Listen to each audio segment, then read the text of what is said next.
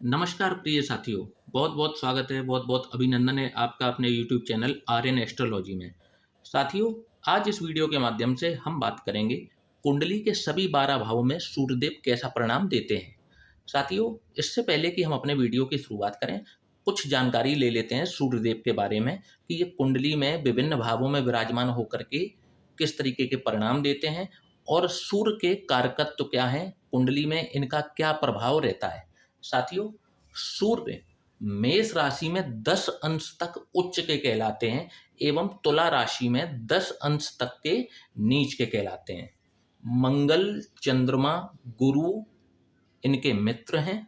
राहु, केतु, शुक्र, शनि इनके शत्रु हैं एवं बुध से ये समभाव रखते हैं, न्यूट्रल रहते हैं। सूर्य किन किन चीजों को रिप्रेजेंट करते हैं हमारी कुंडली में? तो सूर्य हमारे पिता हैं, सूर्य अथॉरिटी है, पावर है, हमारा आत्मबल है, आत्मसम्मान है। सूर्य से हम सरकारी नौकरी का भी विचार करते हैं। सूर्य से आपकी आत्मा कुंडली के किस भाव से जुड़ गई है या आप क्या कार्य जीवन में करना चाहते हैं, ये सूर्य से पता लगाया जा सकता है। यदि सूर्य कुंडली में पीड़ित हो जाए तो ऐसे व्यक्ति को अपयश का सामना जीवन में करना पड़ता है। और यदि सूर्य अच्छे भाव में, अच्छी राशियों में विराजमान हो जाए तो व्यक्ति को जीवन में मान सम्मान, प्रतिष्ठा भरपूर मात्रा में जीवन भर मिलती है, प्राप्त होती रहती है। साथियों, नवग्रहों में क्योंकि ये राजा हैं, इसी वजह से सभी ग्रह इनकी परिक्रमा करते हैं। तो साथियों, अपने वीडियो को स्टार्ट करते हैं और जानते हैं कि सूर्य यदि किसी व्यक्ति की कुंडली के प्रथम भाव में विराजमान हो जाएं, जिसे लग्न भाव भी कहा जाता है। अब आप सिर्फ भाव को देखेंगे, किस राशि में है, किस लग्न में है, कोई फर्क नहीं पड़ता। आपको इस तरीके के परिणाम देखने को जरूर मिलेंगे। यदि सूर्य लग्न में विराजमान हो जाए तो किस तरीके के परिणाम मिलेंगे? तो आप देखेंगे कि जिस जातक की कुंडली में सूर्य लग्न में विराजमान हो तो ऐसे व्यक्ति का जो शरीर है, उसका जो गठन है, शारीरिक शारीरिक जो संरचना है, बहुत ही गठीला बदन होता है, एक आकर्षक व्यक्तित्व का धनी होता है। परंतु साथ ही में इस स्थान पर बैठा हुआ सूर्य व्यक्ति को आलसी बना देता है। कामों में तो वह बहुत ही परफेक्ट होता है, परंतु वह काम करता ही नहीं। यदि ये काम करेंगे तो बहुत इत्मीनान से उस कार्य को बहुत अच्छे से अंजाम देंगे, और नहीं करेंगे तो ये काम को बिल्कुल करते ही नहीं है, आलस्य के कारण। और इसी आलस्य के कारण ये जीवन में कई अवसर जो है वो निश्चित रूप से खो देते हैं। इनको अननेसेसरी गुस्सा आता है, क्रोध आता है, और बार बार ये अपने क्रोध पर कंट्रोल करने का प्रयास भी करते हैं, परंतु इसमें वे असफल ही रह जाते हैं। पर्यटन के, घूमने फिरने के बहुत ज़्यादा शौकीन होते हैं। नए स्थानों पर जाना, नए नए लोगों से मुलाकात करना, उनसे बातचीत करना इनको बेहद पसंद होता है। इनको नेत्रों से संबंधित और त्वचा से संबंधित कोई ना कोई रोग हमेशा लगा ही रहता है। इनके अंदर कामातुरता, जिसे कि काम की अग्नि कहते हैं, बहुत ज़्यादा होती है। इसको भी इन्हें जरूर कंट्रोल करना चाहिए। साथियों, अब बात करेंगे सूर्य यदि किसी के धन, कुटुंब और वाणी के भाव में विराजमान हो तो किस तरीके के परिणाम देखने को मिल सकते हैं। तो साथियों, जब भी सूर्यदेव द्वितीय भाव में विराजमान होते हैं तो यहाँ बैठे हुए सूर्य इनको अत्यंत भाग्यशाली बना देते हैं। जिस किसी कार्य में भी ये हाथ डालते हैं या जरा सा भी ठीक ठाक समय, ठीक ठाक प्लानिंग किसी कार्य को इन्होंने दे दी है तो उसमें इनको सफलता अवश्य मिल जाती है। धन की कोई कमी इनको नहीं होती, अर्थात ऐसा कोई कार्य नहीं है इनके जीवन में जो ये कह सकें कि मेरा धन की वजह से ये काम रुक गया। वाहन का सुख बहुत जल्दी ही प्राप्त होता है और निरंतर ये अपना वाहन परिवर्तन भी करते रहते हैं। नित्य नए वाहन का सुख इनको मिलता रहता है। धन स्थान पर जो सूर्य हैं वह व्यक्ति को पुत्र रत्न की प्राप्ति भी अवश्य ही करवाते हैं। दांत और मुख से संबंधित कोई ना कोई रोग इनको लगा रहता है। साथियों, अब बात करेंगे कि जब भी सूर्य देव जो हैं वो कुंडली के तृतीय भाव जो कि पराक्रम का भाव है, जब भी यहाँ पर विराजमान हो जाएंगे तो कैसा परिणाम दिखाएंगे। तो आप देखेंगे कि ऐसा व्यक्ति शौर्यवान होता है, पराक्रमी होता है, और इनका जो पराक्रम है वह प्रचंड स्तर का होता है, और इसका ये सही स्थान पर प्रयोग भी करते हैं। और यही कारण है कि इनको सम्मान की बहुत बड़ी भूख होती है, और ऐसा व्यक्ति कई बार बिना किसी पैसे के लालच के केवल सम्मान प्राप्ति के लिए अपना समय और पैसा लगाते हैं, और इनको उसका प्रतिफल भी अवश्य मिलता है, इनको मान सम्मान भी बहुत मिलता है। परंतु यहाँ पर बैठे हुए सूर्य एक दिक्कत भी लेकर के आते हैं कि इनको इनके जो स्वयं के भाई हैं वो इनके विरोधी होते हैं। सही और गलत सभी कार्यों का विरोध करते हैं इनके भाई। जन्म स्थान से दूर जाकर के ही इनको तरक्की और पैसा दोनों मिलते हैं। आय से अधिक खर्च करना इनकी एक बहुत बड़ी कमजोरी होता है, जितना कमाते हैं उससे भी अधिक ये खर्चा कर देते हैं। साथियों, अब बात करेंगे सूर्य जब भी चौथे भाव में विराजमान हो तो कैसा परिणाम दिखाएंगे। तो साथियों, आप देखेंगे कि ऐसे व्यक्तियों को जिनके सूर्य चौथे भाव में विराजमान हैं, अपने मित्रों से बहुत सावधान रहना चाहिए। आप यहां तक कि देखिए कि ये अपने जिन पर इनको बे इंतहा विश्वास होता है, और आप देखेंगे कि जिन पर ये बहुत ज़्यादा ट्रस्ट करते हैं अपने दोस्तों पर, आप देखेंगे कि उन्हीं में से किसी मित्रों से इनको जबरदस्त धोखा खाने को मिलता है जीवन में। इनके मित्र इनको धोखा दे देते हैं। इनकी जो जीवन शैली है, इनको निरंतर अपना स्थान परिवर्तन करना पसंद होता है। कभी यहाँ खड़े हैं, कभी वहाँ खड़े हैं, घूमना फिरना, इधर उधर टहलते ही रहते इनको देखा जाता है। इनका जो चितवन है वो इसी प्रकार का होता है, कभी यहाँ खड़े हो गए, कभी वहाँ खड़े हो गए, घूमते फिरते रहना, टहलते रहना इनकी आदत होती है। और आप देखेंगे कि ऐसा व्यक्ति जो है वो स्थिर विचारों वाला नहीं रह पाता। इनके जो माइंड सेट है, इनका जो सोचने का तरीका है वो स्थिर नहीं है। ये इनके विचार भी निरंतर बदलते रहते हैं। शारीरिक गठन की यदि बात करें तो इनका संतुलित और कई बार दोहरे शरीर के ये होते हैं। साथियों, यहाँ पर बैठे हुए सूर्य इनको भूमि भवन वाहन से संबंधित जो है वो अच्छे रिजल्ट प्रदान करते हैं। बड़ा भवन, बड़ी गाड़ी, लग्जीरियस गाड़ी मिलने के सूर्य यहाँ पर योग निश्चित तौर पर बनाते हैं चतुर्थ भाव में। ऐसे व्यक्तियों को अपनी माता से भी किसी न किसी प्रकार का जबरदस्त लगाव होता है। साथियों, अब बात करेंगे सूर्य जब भी पंचम भाव में विराजमान हो तो कैसे परिणाम दिखाएंगे। तो साथियों, पंचम भाव में जब भी सूर्य विराजमान होते हैं, ऐसा व्यक्ति बहुत ही बुद्धिमान होता है। सभी लोग इनसे सलाह लेकर के कार्य करते हैं। विवेक का इस्तेमाल बहुत ही बेहतर ढंग से, बहुत ही संतुलित ढंग से करते हैं।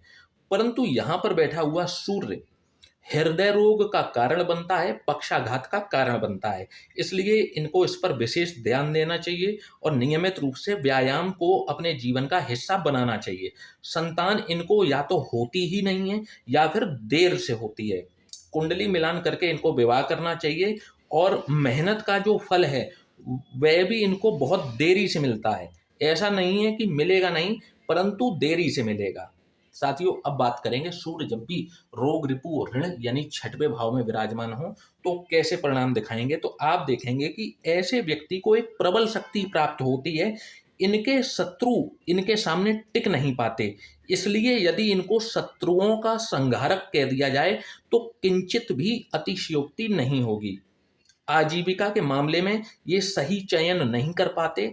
अध्ययन किसी विषय का करेंगे और कार्य किसी और क्षेत्र में करते हैं। और सही और गलत का जो निर्णय है, इसमें ये कई बार ठीक से निर्णय सही समय पर नहीं ले पाने के कारण बहुत अच्छे अवसरों को खो बैठते हैं। साथियों, अब बात करेंगे सूर्य जब भी सप्तम भाव में विराजमान हो, जो कि रिलेशनशिप का भाव है, पार्टनरशिप का भाव है, तो कैसे परिणाम दिखाएंगे। तो आप देखेंगे कि जिसके भी सप्तम भाव में सूर्य विराजमान है, ऐसे व्यक्ति को किसी न किसी प्रकार की व्याधि, बीमारी हमेशा शरीर में लगी रहती है। मतलब अपनी बीमारी से बहुत परेशान रहते हैं और इसी कारण से इनके व्यक्तित्व में एक चिड़चिड़ापन आ जाता है और कहीं न कहीं ये उनके दाम्पत्य जीवन में कलेश का कारण भी बनता है। एक्स्ट्रा मैरिटल अफेयर सप्तम भाव में सूर्य के होते हुए जरूर होता है। साथियों, अब बात करेंगे सूर्य यदि अष्टम भाव में विराजमान हो तो कैसे परिणाम दिखाएंगे। तो साथियों, अष्टम भाव में सूर्य कभी भी अच्छे परिणाम देते हुए नहीं दिखते। अष्टम भाव में जब भी सूर्य विराजमान होते हैं, ऐसे व्यक्ति के आप पिता को देखिए, उनका जो जीवन है वो अत्यंत संघर्षपूर्ण होता है। जिसके भी सूर्य अष्टम भाव में हो, उसके पिता की बात की जा रही है, उसके पिता को जीवन में बहुत संघर्ष करना पड़ता है। आप देखेंगे कि ऐसे व्यक्ति को खुद भी मानहानि का सामना जरूर करना पड़ता है। जिंदगी में अस्थिरता बनी रहती है। ये 10 कदम आगे बढ़ाते हैं और फिर इनको 20 कदम पीछे आना पड़ जाता है। इनके कार्यस्थल पर भी इनको अपमानित होना पड़ जाता है, बेइज्जती सहनी पड़ सकती है। मायके और ससुराल दोनों ही पक्ष इनको कभी भी मदद नहीं करते। इनको सारे कार्य स्वयं अपने बलबूते पर करने पड़ते हैं। साथियों, अब बात करेंगे सूर्य जब भी नवम भाव, जो कि भाग्य का भाव है, पिता का भाव है, जब भी सूर्य यहाँ पर विराजमान हो तो कैसे परिणाम दिखाएंगे। तो ऐसे व्यक्ति को हर कार्य कुशलता प्राप्त होती है। मतलब जिस कार्य को करेगा बहुत कुशल तरीके से करता है। ऐसा कि जिसको हम कहें कि वह मल्टी टैलेंटेड होता है। जो भी कार्य हाथ में लेता है, आपको लगेगा कि ये व्यक्ति तो उसी कार्य को करने के लिए पैदा हुआ है। इतना परफेक्शन की तरह काम करते हैं। परंतु कभी कभी ये अपनी कुशलता का गलत प्रयोग करते हैं और जिसके लिए इनको बाद में पछताना भी पड़ता है। और आप देखेंगे कि जब भी सूर्य नवम भाव में विराजमान होते हैं तो ये नास्तिक होते हुए जरूर देखे जाते हैं। ईश्वर पर इनका कोई भरोसा, कोई विश्वास नहीं होता और मैरिटल लाइफ भी इनकी जो है वो डैमेज होते हुए जरूर स्पष्ट रूप से देखी जा सकती है। अब साथियों, बात करेंगे कि सूर्य जब भी दशम भाव में विराजमान हो तो कैसे परिणाम देखने को मिल जाते हैं। तो यहाँ पर बैठे हुए सूर्य एक तो हो जाते हैं दिग्बली। यहाँ पर बैठे हुए सूर्य यदि कुंडली में कारक अवस्था में हैं तो बहुत ही अच्छे परिणाम देते हैं। व्यक्ति को फेमस करवाते हैं सोसाइटी में, या आप जहाँ पर भी जिस परिवेश में आप हैं वहाँ पर आपको मान सम्मान की प्राप्ति बहुत बहुत ज़्यादा होती है। प्रचुर मात्रा में आपको मान सम्मान जीवन में मिलता है, आपको आपके कार्य क्षेत्र में। और आपको यदि आप सरकारी नौकरी में हैं तो आपको अथॉरिटी की पोजीशन मिलती है। और यदि आप व्यापार में भी हैं तो आप बहुत ही अच्छे बिजनेसमैन साबित होते हैं और फेमस होते हैं। जहां पर भी आप बिजनेस कर रहे होंगे आप उस क्षेत्र में फेमस होंगे। बस देखना यह है कि सूर्य यहाँ पर तुला राशि के नीच के होकर के ना बैठें। यदि कि तुला राशि के नीच के होकर के बैठते हैं तब भी ये फेमस तो करवाते हैं, परंतु व्यक्ति को गलत कार्यों के लिए फेमस करा देते हैं। परंतु यदि यहाँ पर उच्च के होकर बैठ जाएं, समभाव बैठ जाएं, मित्र राशि बैठ जाएं तो बहुत अच्छे परिणाम देखने को मिलते हैं। और यहाँ पर राजयोग का निर्माण सूर्य अवश्य करते हुए देखे जाते हैं। महालक्ष्मी माता की कृपा इन लोगों पर विशेष होती है और जीवन में इनको सभी ऐशो आराम प्राप्त होते हैं। लग्जीरियस लाइफ इनके खाते में अवश्य आती है। भूमि, भवन, वाहन सभी सुख इनको सहज रूप से प्राप्त हो जाते हैं। साथियों, अब बात करेंगे सूर्य यदि एकादश भाव में विराजमान हो तो कैसे परिणाम देते हुए देखे जाते हैं। तो आप देखेंगे कि ऐसा व्यक्ति जिसके सूर्य एकादश भाव में होंगे, ऐसा व्यक्ति कला का बहुत बड़ा प्रेमी होता है। हालांकि उसका कद्रदान भी होता है, प्रेमी होता है, कद्रदान होता है। जरूरी नहीं है कि कला के क्षेत्र में जुड़ा हो, परंतु कला की कद्र करने वाला होता है। इनको भी संतान से संबंधित चिंता सदैव बनी रहती है। एक प्रचंड राजयोग यहाँ पर भी घटित होते हुए देखा जाता है और उसका इनको लाभ सूर्य की दशा में अवश्य ही मिलता है। जब भी सूर्य की दशा इनके ऊपर लगेगी, चाहे अंतरदशा ही क्यों ना लगे, जब भी एकादश भाव में सूर्य विराजमान होंगे और इनको सूर्य की महादशा आ गई, अंतर्दशा आ गई और थोड़े से भी ठीक ठाक बैठे हैं, अगर अच्छी लग्न है उनके लिए कारक है, तो प्रचंड राजयोग अवश्य घटित होता है। साथियों, अब बात करेंगे कि सूर्य जब भी व्यय भाव जो कि द्वादश भाव है, जब भी यहाँ पर विराजमान हो तो कैसा परिणाम दिखाएंगे। तो आप देखेंगे कि ऐसे व्यक्तियों को आंखों से संबंधित कोई ना कोई रोग हमेशा बना रहता है। इनके अंदर भी काम की जो अग्नि है, कामातुरता है, वह जरूरत से ज्यादा होती है और जब तक ये उस पर कंट्रोल नहीं करेंगे जीवन में, तब तक ये कभी भी सफल नहीं हो सकते। यात्राओं से जब भी ये ट्रेवल करते हैं, यात्राओं से इनको सदैव कष्ट ही मिलता है, कोई ना कोई मिल जाए, कष्ट इनको अवश्य मिलता है। इसलिए इनको संभल कर यात्रा करनी चाहिए। इस भाव में, द्वादश भाव में बैठे हुए सूर्य पिता के लिए स्वास्थ्य संबंधित कष्ट लेकर के आते हैं। एक अष्टम भाव में, एक द्वादश भाव में। इन दो भावों में अगर यदि सूर्य विराजमान हैं तो आपको जीवन में अपयश का सामना करना पड़ सकता है, मान सम्मान में आपके जो है वो गिरावट आ सकती है और आपको पिता से संबंधित कोई ना कोई चिंता, उनके स्वास्थ्य संबंधी चिंता या उनको जीवन में संघर्षपूर्ण जीवन उनका, ये यहाँ पर होते हुए देखा जाता है जब भी अष्टम में सूर्य हो या द्वादश में सूर्य हो। साथियों, आशा करता हूँ कि आपको ये आज का हमारा वीडियो पसंद आएगा, तो वीडियो को लाइक और चैनल को सब्सक्राइब करना ना भूलिएगा। और यदि आप भी अपनी कुंडली का विश्लेषण कराना चाहते हैं तो नीचे दिए हुए इस व्हाट्सएप नंबर पर आप हमसे मैसेज करके संपर्क कर सकते हैं। साथियों, इसी के साथ में अब इस वीडियो को समाप्त करते हैं। जय श्री राम।